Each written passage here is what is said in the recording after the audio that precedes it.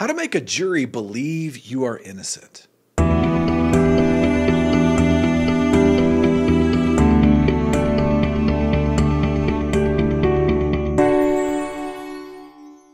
guys, I'm Jeff Hampton with Hampton Criminal Defense Attorneys.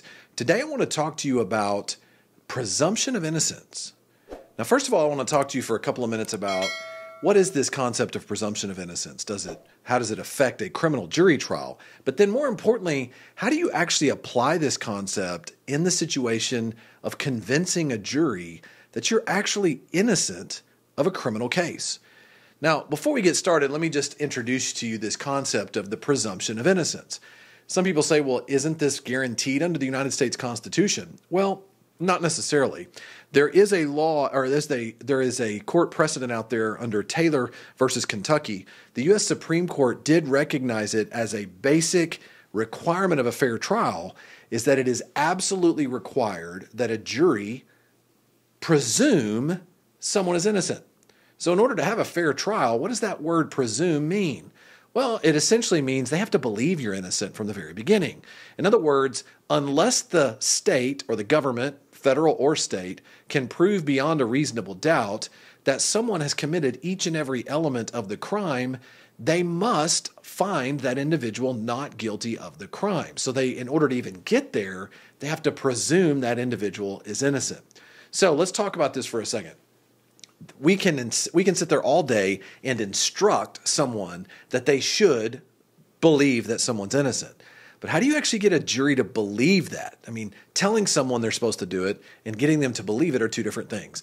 I want to kind of pull back the curtain and share some strategies that have been used by attorneys as well as myself and our law firm in what I believe is one of the most important portions of a jury trial, a criminal jury trial, and that's jury selection. Because, look, I've got some other videos that I'm addressing this, but a criminal jury trial, really and truly, during jury selection and opening statement, you can make the biggest impression. Sometimes people think it's closing argument. Not so much. Usually, determining who people are before they ever get on the jury is the best chance you have of winning your case. And so we're going to talk, I'm going to have several videos covering over a video series here talking about jury selection. How do you make sure that you have a fair jury if you're going into a criminal jury trial? So one of the things that we talk about is, one of the things that we do in jury selection is that we begin to try to find, ways to help a jury look at a situation and decide, look, how does someone actually look if they're innocent or if they're guilty? In fact, one of the ways that I'll do it is I'll actually speak to a juror in a, let's say if you've got potentially, let's say, now I'm going to talk about Texas, but let's say you've got a felony jury trial that you're on, maybe a murder case, maybe an aggravated assault deadly weapon. You could have 60 plus jurors sitting there during jury selection, listening to the attorneys talk to them about the law, right? Well, one of the things that's almost better to ask a lot more questions about someone's already preconceived ideas about what they think about someone or what they think about the law rather than educating them the entire time. And one of the things that we will do is look at them and say, hey, listen, many of you have heard that the concept, the eyes are the mirror of the soul, right? Is it just common sense that sometimes we sit here and we look at each other and we size people up? Maybe you're sitting there right now looking at my client and thinking, I wonder if he's innocent. I wonder if he's guilty. The problem is it's real easy to label someone guilty because they're sitting in the actual chair of the defendant, the person who's being charged with the crime. Now, I'll tell you a funny story here. One time I was actually with my law partner and we were in a trial, and I was standing there, I was sitting there, my partner was sitting next to me, and then of course the person we were representing was sitting right next to me, and he was looking really nice. I mean, he was wearing a really nice suit, and my partner was standing up during jury selection, and they asked, what do you think when you look over here? What do you think? Do you think this person is innocent or guilty? And immediately they all looked at me and said, yeah, that guy right there must be the guilty one, right? And so immediately they thought I was the defendant. They thought I was the person that was charged with a crime, right? And that tells you a bit apparently how I looked. So anyway, the point of the matter is people look and they judge someone immediately. They say, is that the guy charged? That dirty rat, he must have done it. If he's sitting right there, then he must have done something wrong or he wouldn't be sitting here to begin with. So it's really important to understand. I ask jurors this. I say, let me ask you a question. How does a young man, let's say there's a young man we're representing, how does a young man charged with aggravated assault, or how does a young man charged with drug charges look if he's innocent? How does someone look that way? What if he's sitting next to you right now and he looks like he's afraid? Do innocent people look afraid if they know they're being judged by people in a large courtroom like this? What if it's possible that you think him looking afraid, you now believe you think he looks guilty? What's the difference between whether someone is afraid, whether they're guilty or they're innocent? These are really good questions. Would an innocent person who's done nothing wrong, is it possible they might look angry? Is it possible they're looking here saying, I don't know how I got in this place. How is it possible I'm sitting in this courtroom when I've done nothing wrong? Is it possible you could mistake their look of anger as a sign of guilt? Is it possible you could be misunderstanding them? And in fact, one of the questions we ask jurors, how many in here have ever been misunderstood? How many have ever tried to look over at your spouse or someone you know and you meant it one way and they took it a totally, completely the opposite way and they judged you for it? So this is really important. Maybe this person doesn't look like you think they should look. What does an innocent person look like? What does a guilty person look like? You have to educate the jury to understand. They have preconceived notions that in their mind, they're looking at someone. If they're in a courtroom, they must have done something wrong. It's very important if your lawyer is not taking the steps to make sure that this is handled properly and really opening up, kind of pulling back the curtain to make a juror think about this, then you're going to put yourself in a bad spot if you're in a criminal jury trial. Now, what's the real goal here? The real goal is to identify the nuts, identify the people who have already decided they think you're guilty, identify the people who think anybody who's ever arrested by a police officer must have done something wrong and they deserve whatever they're going to get. And then what your attorney needs to do is strike those people off the jury. Okay. And in fact, if they'll admit that they will not presume you to be innocent, if they'll admit that they're going to hold something against you, your attorney can actually strike them for cause, which means because they will not follow the law, they are forced to leave the courtroom and they cannot be considered as a potential juror. So it's really important that you do this. And in fact, one of the things that we tell during a jury selection is we'll tell them, look, during the course of the trial, there are going to be all kinds of witnesses that will take the stand and they're going to testify to various things. Every time someone testifies, the testimony is going to be heard by our client. And this is one of the things we tell them. These people are going to get up and testify. Our client's going to hear what these people say. Is it possible that Mr. Smith sitting next to me, this young man, if he hears a police officer or hears a witness get up and claim that it was him and it wasn't him, is it possible he might look very upset on his face? Is it possible that he might get frustrated or angry or maybe he's in disbelief that someone is standing up there testifying about him in such a way that he's innocent, he hasn't done anything wrong. And then what we do is we ask them to say, listen, how would an innocent person react if they hear someone else talking about them and they know it wasn't them? How would an innocent person react if they hear someone pointing a finger at them or a police officer claiming they did something they didn't do? Would they act angry? Would they act upset? What if they don't act in response to what you see? What if they don't meet your expectation? Is it possible? Can you leave room for the possibility that they may not respond the way you expect them to respond?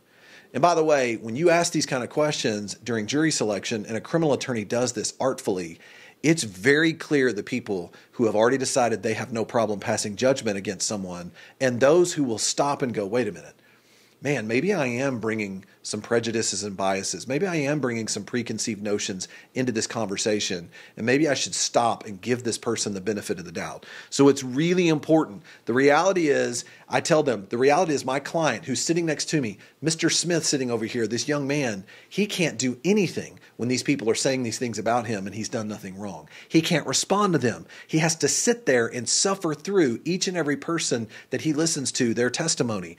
Even if it's wrong or a lie, he has to take it. And what I help them understand is, do you understand that's what's going on? Because jurors, the reality is jurors will look over at the person that's being accused and they're looking for any sort of body language, any sort of reaction. And judgmental people will look, and any reaction whatsoever, they're going to judge them and say they must be guilty. But what if they don't react? Well, then they say, look at them. They're cold as ice. They must be guilty. So your criminal attorney needs to really be, number one, educating the jury, but at the same time, helping them understand some of these people have already made up their mind. Your attorney needs to be getting those people off that jury. doing everything they can to either strike them for cause or using a peremptory challenge to get them off because they've already decided they can't be fair, okay? Now, I ask this question straight up. I say, how many of you here think that you could judge someone as guilty or innocent just by how they look? Just by the look on their face? How many of you would try to do that in this case? And then I actually go through there and I ask each one of the jurors, Mr. Johnson, would you promise me that you will not judge Mr. Smith based on whether you think he's guilty or innocent by the look on his face? Will you promise me you'll give him the benefit of the doubt? That if he has some sort of reaction or you don't like the look on his face when someone else is testifying, will you promise to give me the benefit of the doubt, to give him the benefit of the doubt, that it could be because he's upset because he's innocent and he can't believe this person's testifying against him in this way and he doesn't know what else to do. He's frustrated. He's scared. He's afraid how this is going to turn out. I asked them this question, and I will tell you, almost all of them will turn around and say, yes. And I'll tell you, they'll admit it's a very unreliable way to judge someone. And I promise I won't do that. But then you can see the look on some people's faces. There are some people who will say, well, I can't promise you that. That's when the attorney needs to dive in there and say, okay, so if it's just to make sure I understand, and there's nothing wrong with this, sir, but if you're telling me that you're going to go into this whole conversation with the understanding that you're not going to give him that benefit of the doubt, that you're going to assume that he must have done something wrong merely because he's sitting in that chair, and you won't give him the presumption of that innocence. In that situation, it makes it more likely your attorney can strike that individual for cause and get them off the jury.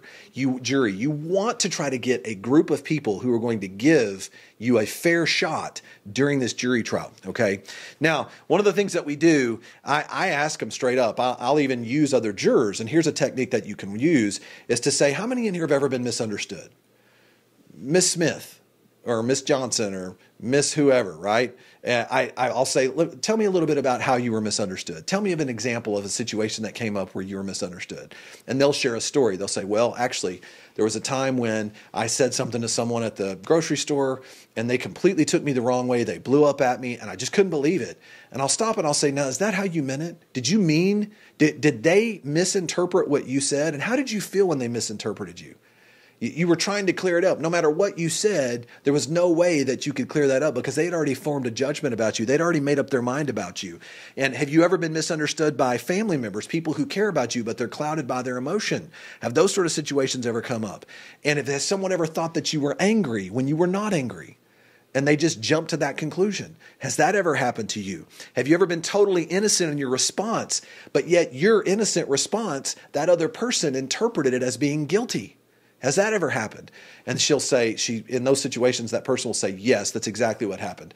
In that situation, an attorney is being very artful. They are actually placing that juror in the place of their client. So it's helping that juror relate to the person being charged and recognizing, man, that's a tough spot. And I'll even ask them, how do you think that makes my client feel? And I'll never use the word client, but how do you think that makes Mr. Smith feel when he hears you saying that there have been times you recognize that people can be misunderstood and that there's a chance that you could misinterpret what the look on his face or even something that might be said during an exchange in a courtroom? Is it possible that would make him feel nervous? Do you think that makes him feel scared or afraid or concerned? In that situation, good attorneys will help the jury relate to the client, and it humanizes them and helps put that cloak of the presumption of innocence back onto the individual being charged with the crime. So, sometimes people, look, the reality of it is you can't change people. Okay, people are what they are, but you identify who they are by asking these probing questions and making them admit to you there's been times they've been misunderstood, they've been misinterpreted, and it personalizes it. It takes that negativity off of the client. And so one of the things we do is I'll say, could I have your assurance that Mr. Smith, as he sits here today, doesn't have to worry about how you will look at her or him, about how they're going to judge you because of the way he combs his hair, or maybe because of the way he's sitting here, or the type of shirt that he's wearing, or the nervousness that he has, or the notes that he might be taking because he doesn't know what else to do because he can't believe that this person's saying what they're saying. And each juror must commit to that. And I'll ask every juror that question. And you can look at their eyes and you can tell whether or not that's something that they're willing to commit to.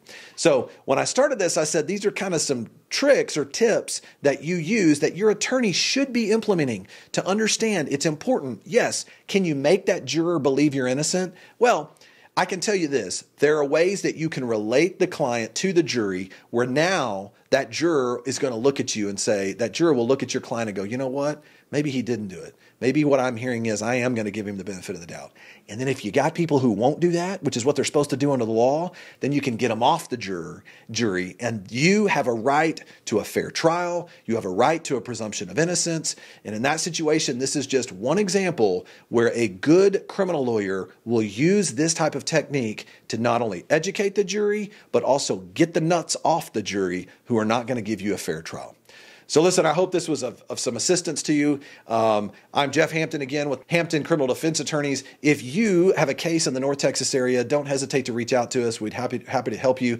Can't wait to show you our next video series on jury selection and some different additional tips you can use to help yourself if you're facing a criminal trial. Thanks.